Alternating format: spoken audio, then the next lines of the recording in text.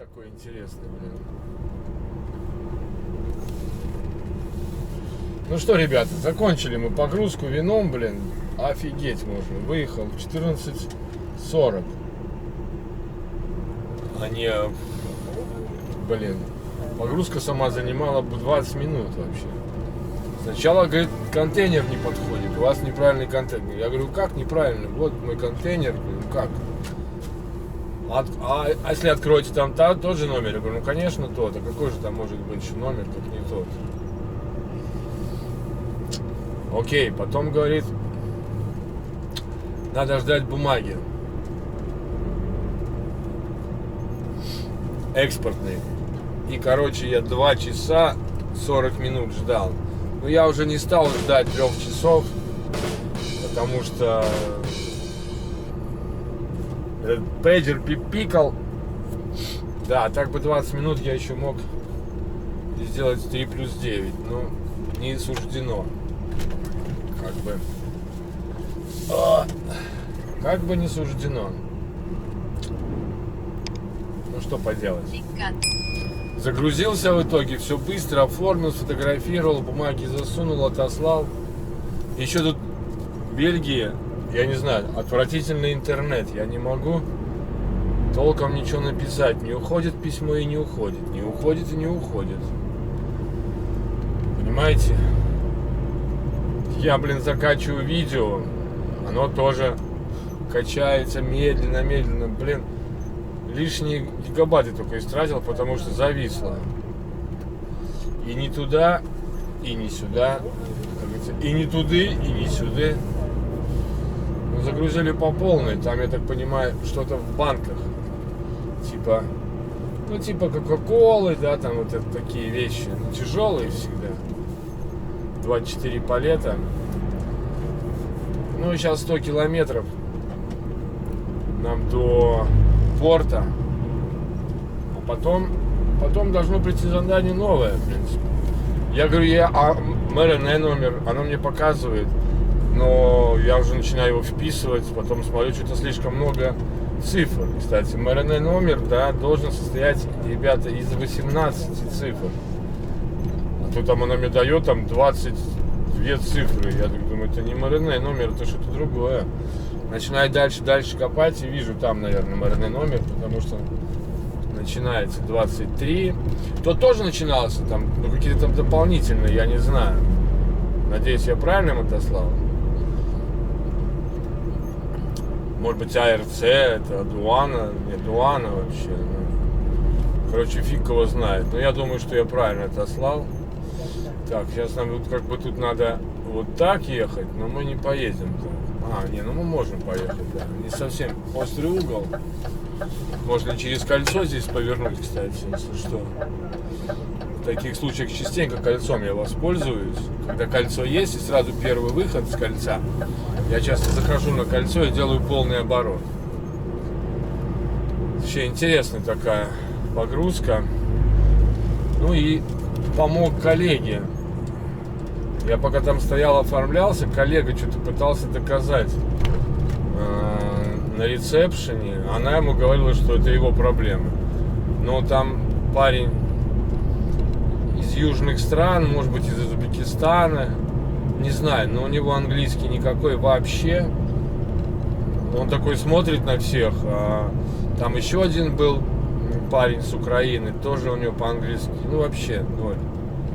Я говорю, тебе помочь? Он говорит, а ты можешь? Я говорю, давай попробуй. Я говорю, какая у тебя проблема? У него оказывается, что ему загрузили 17 палет, причем зад весь пустой. И у него перегруз 12,5-12,8 тонн на переднюю ось, а ему идти через Польшу. Конечно, парень этот самый. Я говорю, ты написал в офис? Он говорит, да. Я говорю, ну хорошо. И я ей объясняю. У парня загрузка произошла так, что у него перегруз на переднюю ось. Она говорит, ну это не мои проблемы. Я говорю, это не ваша проблема, я понимаю, но это и не его проблема сейчас, в данный момент. Его проблемы начнутся, когда он выедет. Понимаете, у вас вы загрузили 17 палет. Всего лишь 17 палет загрузили так, что весь груз спереди стоит. Это неправильно. Это проблема не ваша, это проблема вашего грузчика. Вам нужно сообщить, чтобы он ее перегрузил, груз, переставил по-другому, правильно. Я говорю, вот поверните листочек, она переворачивает, говорю, у вас тут нарисована схема загрузок, и у вас минимальная загрузка 24 палета, а где 17-палетные? Видите, у вас, говорю, пустой квадратик, на котором написано другие варианты загрузки. И вот там должно быть отмечено, как он загрузил. У вас он не отметил. А парень посмотрел и видит, что весь груз спереди. Это очень некорректно, и у него будут проблемы. Понимаете? Он отправил, говорю, письмо в офис. Ответа нет. Но вариант 2 будет ответа. Либо ему скажут, чтобы он ехал, и ответственность фирмы берет на себя. Либо второй вариант, ему становиться, вернее, он не отъезжал еще от рампы. Ему ваш грузчик перекладывает груз правильно, чтобы нагрузка на ось была не больше 10,5. Она такая говорит, да, я говорю, ну конечно, понимаете. Одно дело, он проедет сейчас здесь, 20 километров, а другое он пойдет в Польшу. Ладно, там, может быть, проскочит Бельгию, Голландию, а если его в Польше остановят, то это очень большие проблемы. Да и вообще, если даже в Германии его остановят, большие проблемы. Ну, не знаю, помог, не помог. Чудаку такой выходит, говорит, блин, как хорошо, когда ты знаешь английский язык. Я говорю, ну так а в чем проблема изучать его?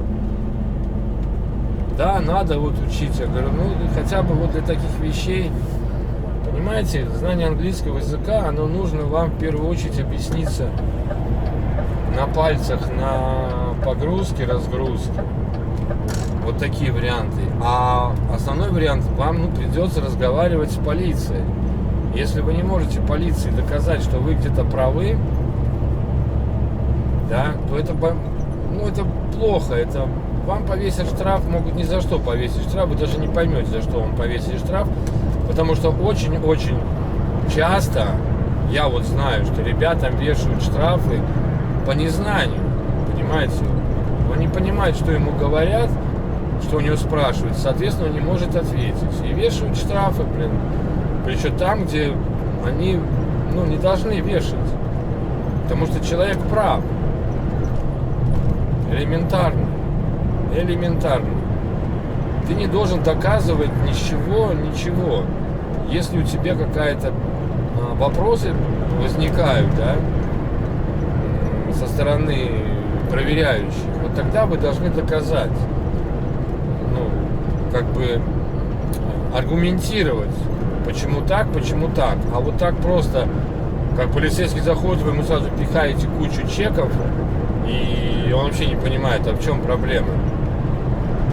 Так не надо делать. Надо подождать, когда он проверит и задаст вам вопрос. Тогда вы дадите. Если он спросит, например, у вас какое-то нарушение, вы достаете чеки. Вы можете достать все чеки. Вы можете достать один чек. Я имею в виду распечатку. Или, например, он вас спрашивает про лицензию, а вы ему пихаете чеки. Это же смешно. Просто он будет по-другому к вам относиться и получите по полной. Пусть чеки будут заполнены на русском языке печатными буквами. Он сможет перевести. Все они переводятся этими программами. Знание, да, элементарно, что вас просят, они желательно, ребята. Это надо, это... Я уже не то что устал, я буду постоянно говорить. Вы совершенствуйте владение английским языком. Но если вы в Германии постоянно работаете, наверное, немецкий. Потому что жалко, например, она его, грубо говоря, отсылает, типа, нафиг, а он не знает, что делать. Конечно, надо помогать таким, не стоять в стороне. Я так понимаю, что люди стояли в стороне не потому, что они не хотели помочь, просто они не могли объяснить. А женщина сносно говорит по-английски, хотя она бельгийка. Она даже, по-моему, не бельгийка, насколько я понимаю. У нее лицо такой славянской внешности, но она не полька и не украинка. я не знаю, может словачка, может хорватка, да, но лицо у нее, я вижу, что как у нас, такого плана. Ну ладно, дай бог, я парню помог, потому что он потом пошел, я ему спросил, ну что там тебе написали, он говорит, нет, пока жду, и потом смотрю, он уехал, видимо, ну я там, короче говоря, уснул в кабине, немножко поспал, минут 40 на руле, вот, ну, дай бог, что помог. Удачи тебе, дружище. Ну, говорю, блин, все-таки изучайте какие-то хотя бы фразы. Надо изучать, не только там good morning, good evening, good afternoon, bye-bye, hello. Ну, такие рабочие фразы. Они нужны. Их немного в основном. Если вы начнете там с десятка фраз и будете их употреблять каждый день, то это будет легче. Если вы начнете 10-20 фраз употреблять, вы переступите порог стеснения, я так скажу. А к этим фразам автоматически будут прилепляться другие слова. Я это проходил, я это знаю, я это видел. На других я советовал, люди так и использовали. Дежурные фразы выписали, выучили их по каждому моменту, даже на бумажке держали. И постепенно они к этим фразам прилепляли уже свои слова, которые они в процессе разговора выучивали. Один раз, второй раз, третий, четвертый раз встретил и уже запомнил его. Все в ваших руках. Я тоже постоянно совершенствую свой язык. И даже вот на базе, когда я разговариваю с Витасом, да, с Вайтасом, на русском языке я себя ловлю на слове «а надо бы на английском». Надо бы на английском. Когда я разговариваю уже с поляками, тогда уже как-то я себя чувствую более таким удовлетворенным, то, что я занимаюсь чем я хочу заниматься. Совершенствованием английского языка. Ну ладно, ребята, сейчас посмотрим. А нет, сейчас не посмотрим, сейчас будем съезжать. А то я вечно начинаю смотреть. А, блин, у меня какой-нибудь поворот важный. А я тут типа рассматриваю маршрут или еще что-нибудь, или еще кто-то мне позвонит, блин. Какая-то такая судьба у меня интересная. Звонят мне в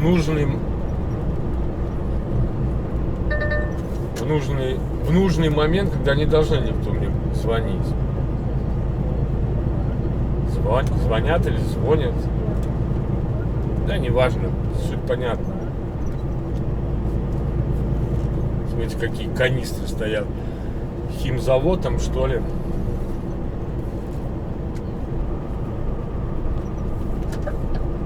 Ну а так этот такой склад, как-то он так затерян так.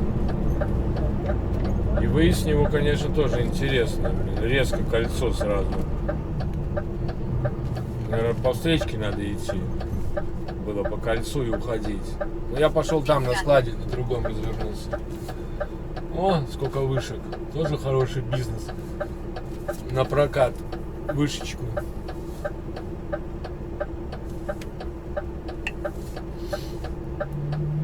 Так, 90 километров. Да, не забыть заправиться обязательно. Сейчас вот выйдем, когда посмотрю, может быть, пришло задание.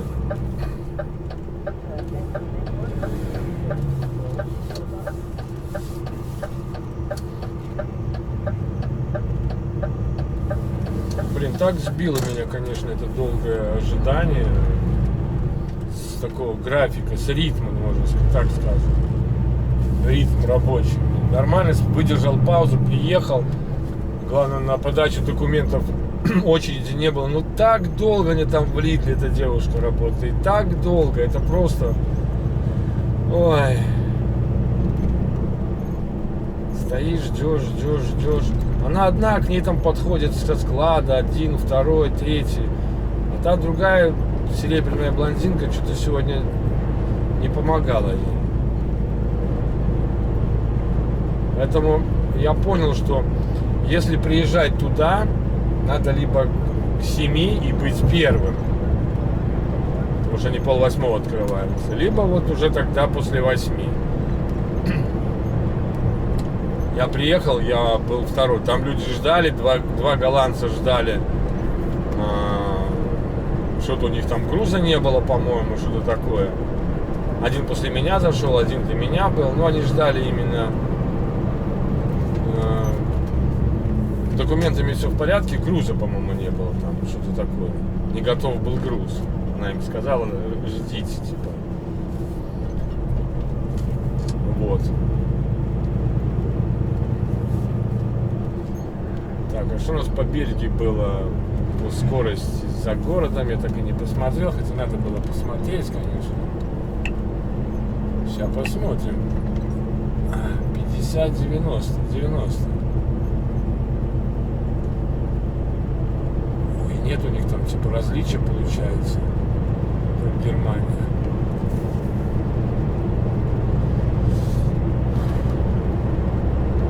А вот потом, когда я уже загрузился, меня тоже быстро загрузили на 8-м складе. Первый раз там был. Выгрузили, вернее. Даже супер то, что выгрузили, а то, что меня это самое...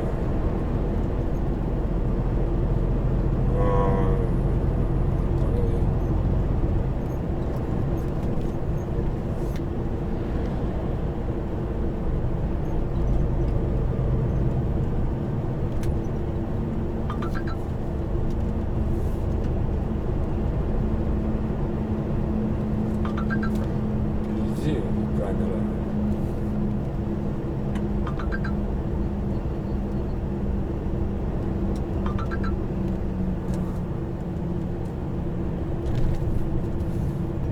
Что-то я не понял, что-то у меня так пукнуло, блин. Я там не видел камеры. Вот камера стоит, да, здесь вижу.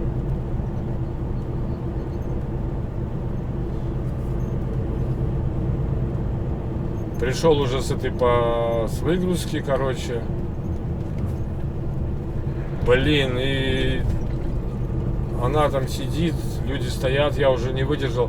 Она когда пришла, этот парень, который со мной вместе был, подал документы, я вместе с ним тоже положил бумажку просто, чтобы она взяла.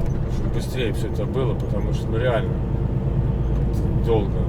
Как-то я через город пошел, не понял, я нифига.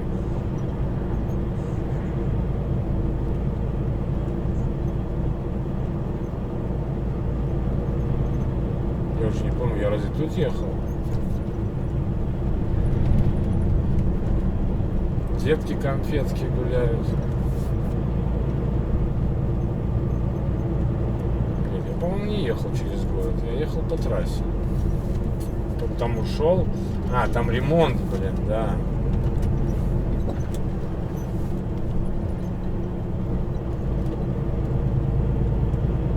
Что, типа... Так интересно, у них радары еще стоят за деревьями, блин.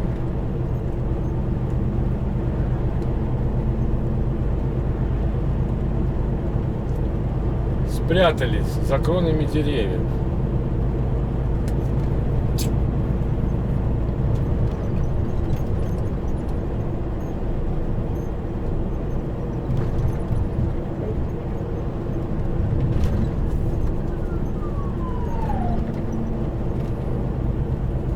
Что-то я хотел сказать. Да, короче, я подал, тогда побыстрее это все зашевелилось.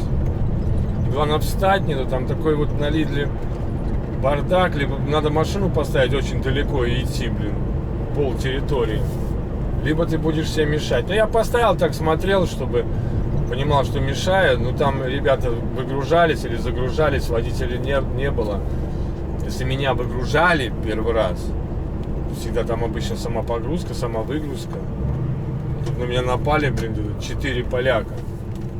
4 польских парня. Быстренько меня выгрузили.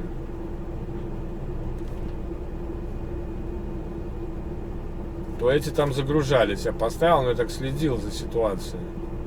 Чтобы... Ну, если кому-то мешать буду, сразу отъеду. Когда с Андреем было, это хорошо. Он сидел в кабине, а я там разбирался с этими, с бумагами. Ну, кстати, здесь хорошо. Здесь автомат кофейный электронный бесплатный. И как-то там странно нарисовано, что типа код какой-то есть. Не знаю, какой там код. Интересно. Я нажал, один раз получил кофе, второй раз капучино сделал. Ну, пришел когда второй раз. Я думал сначала там платный какой-то. Ну не, бесплатно, все. Нормалек, туалет чистый и вода есть. А вот на Лидле, кстати, блин, воды нету в туалете. Там в другом туалете вода есть. И там чудак этот с Украины говорит, ему сказал этот молдаванин, что тут есть душ. Я говорю, я не слышал, чтобы здесь был душ. Тоже прохожу, он там у кого-то спрашивает, душ, тот что-то не понимает, душ. Я хорошо говорю. He needs a shower. Shower? No, we don't have a shower.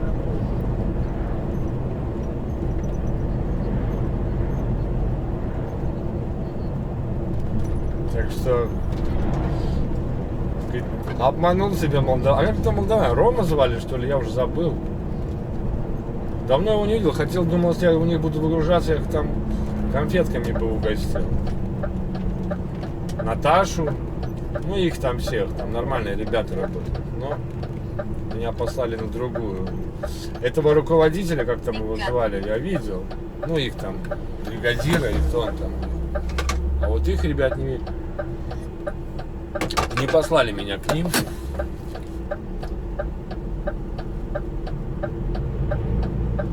В зоне контроля средней скорости. Ребята, вот какие-то интересные зоны, блин, со светофорами. Это вообще круто, блин. Ну и вот видите, какая фигня непривычная. О, наша стрелочка зеленая, главное. Помните, у нас красный крестик уже горит. В Голландии, тут в Германии, в основном, если поворот налево, то они все стоят. А здесь почему-то стрелка и налево горит, и встречные едут. Как у нас в Латвии.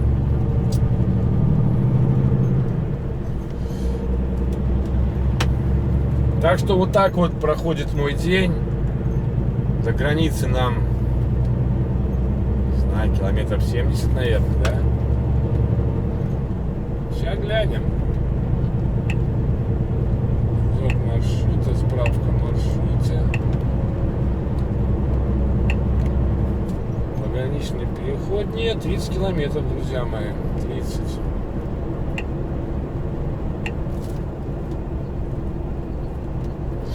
До порта 84. Нормалек. Все нормально. Главное, интересно, у них средняя скорость. Улицы со светофорами. Ну это, конечно, круто, блин. Я понимаю, там был бы, как часто бывает, в Бельгии часто бывает, что, я как помню, да, Бельгия на красный свет проезда. Но в зоне средней скорости, ну, как-то, блин, несерьезно. Ладно бы не было бы светофоров. Так, ну что, можно глянуть, наверное. Пришло что-то, не пришло по заданию.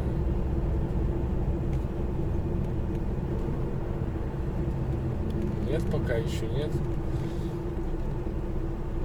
Значит, будет думать. Ну, я думаю, даст пустой контейнер, и опять в Германию пошли.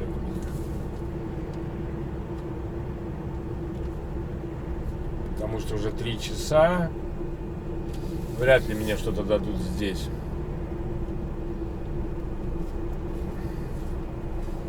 На загрузку. Там я буду 5:30, 5:30, да, я думаю, так и будет. Пошли в Гермашку. Что у меня по времени рабочему? 7,5 часов я уже работаю, 2 часа еду. Зашибись, офигеть. Устал работать. Круто, да?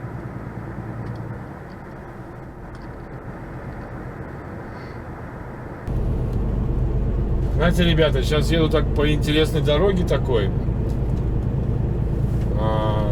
в сторону Бреда. И получается, через 100 метров Голландия, через 200 метров Бельгия, через 30 метров Голландия, через 130 метров Бельгия. Вот сейчас пишет, через 10 метров Голландия, через 450 метров Бельгия, через 500 метров опять Голландия. Офигеть можно, ребята. Устанешь вводить, и главное, а по обозначениям, да, где проезжаю, ничего этого нету. Ладно, я ввел один раз. Но это и есть, значит, Бенилюкс страны. О, уже опять я в Бельгии, типа. Только получается, что с правой стороны, наверное, Бельгия, с левой Голландия, либо наоборот, нет, с правой Голландия, с левой Бельгия. Все, опять я в Голландии. Вот такая вот фигня, ребята. Интересно, первый раз вот такое сталкиваюсь. Так что тут можешь устать, блин, через каждые 100 метров водить страну, знаете. Интересная такая ситуация. Вот это ты зря там несешься, не надо так нестись. Я раньше заезжаю на круг, так что не надо мне тут рассказывать. А то уже круг несется на скорости, зачем-то увеличивает скорость. Что ты хочешь? Пойти на круг быстрее меня? Нет. О, видите? Два флага. Голландия и Бельгия одновременно. Наверное, тут граница где-то. Ай, веселуха. Кстати, получил, по-моему, задание. Сейчас гляну. А то у меня с интернетом где-то. Че интернет летает? Сейчас нету его. Что мне спрашивать можешь? Букинг. Так. Ага, беру этот самый Неус, да, как я и говорил, в Германию. Завтра в 6 утра. О, в 6 утра. Они там работают в 6 утра. Они, по-моему, там с 8 только. Ну все, как я и говорил, поедем в Гермашку.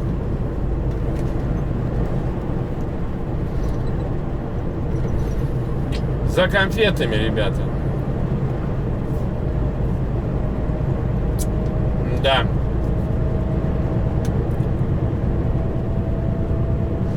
Но это, блин, не есть вообще-то гуд, так скажем. Опять буду где-то искать я паркинг. Мне 6 часов работы, блин, в 6 утра там надо быть. Ну, нехорошо это.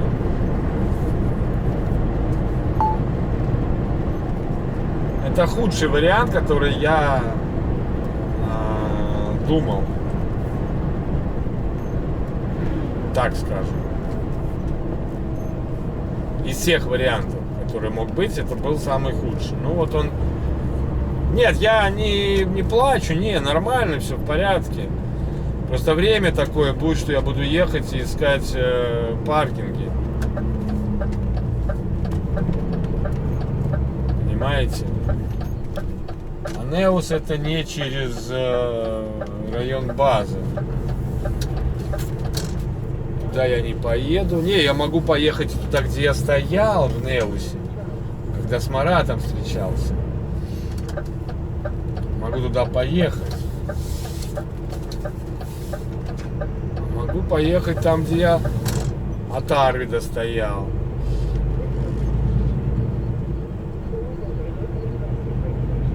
Может быть, туда сразу и ехать напрямую. И стартовать я рано стартую еще. Даже тогда я стартовал, по-моему, в районе 7-8. А что здесь такое у них? Тусинч.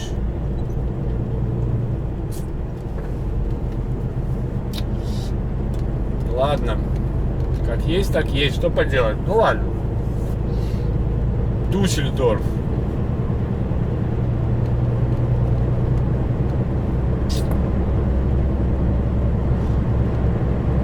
Еще нам же заправиться надо, не забыть, правда?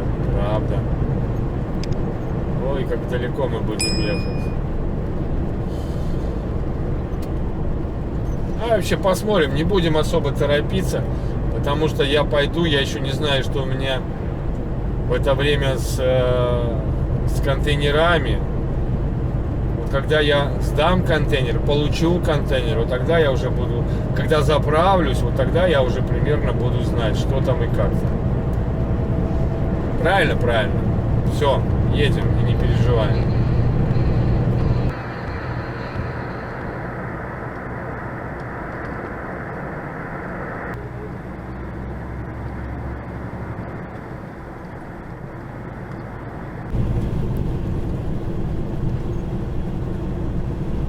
Ну вот, уже заезжаем мы в порт, можно сказать, осталось тут совсем чуть-чуть. И потом, я уже считаю Неус этот, Найс, мой второй дом, так скажем. Потому что, блин, я уже, наверное, 5-й раз туда поеду. Блин, главное в 6 утра погрузка, они с 6 утра работают. Вот я не знаю, если в 6 утра погрузка, то можно даже туда и приехать, и там встать где-то рядом. Но по времени у меня 5:30 остается, а ехать оттуда 3 часа, 190 километров. Ну не 3 часа, ну... И я сейчас посмотрел, какая пробища здесь из порта, а мне еще надо заправиться. У меня время закончится 5:30. Ну, посмотрим. Либо туда поеду, либо на то место, которое я вот рассказывал. Арвида место. Арвида точка. Где-то там. Можешь запросить у Арвида еще какие-то точки там рядом. Ладно, посмотрим. Позвоню, узнаю. Так. Главное, чтобы сейчас вечером они не это самое, не тормозили выгрузку, снятие и контейнера. И мне контейнер дали бы быстренько. Да, было бы вообще замечательно, потому что 5 часов уже, фиг их знает, может быть, опять начнут подтормаживать. Ну и я думаю, что у меня будет 411, 419. Я, кстати, там ошибся, сказал, что это 437.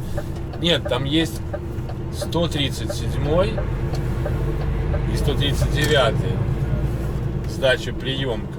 Но обычно там можно договариваться. В 137 сдаешь, а типа 419 забираешь. Ты просто говоришь ему, можешь поменять? А он тебе говорит, да, тогда чуть продвинулся и взял.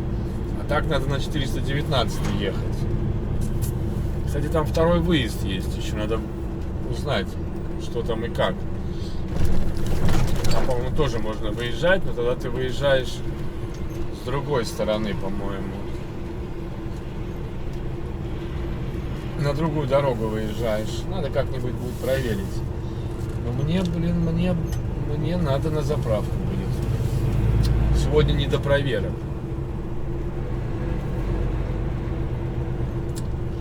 Так, ладненько, становимся.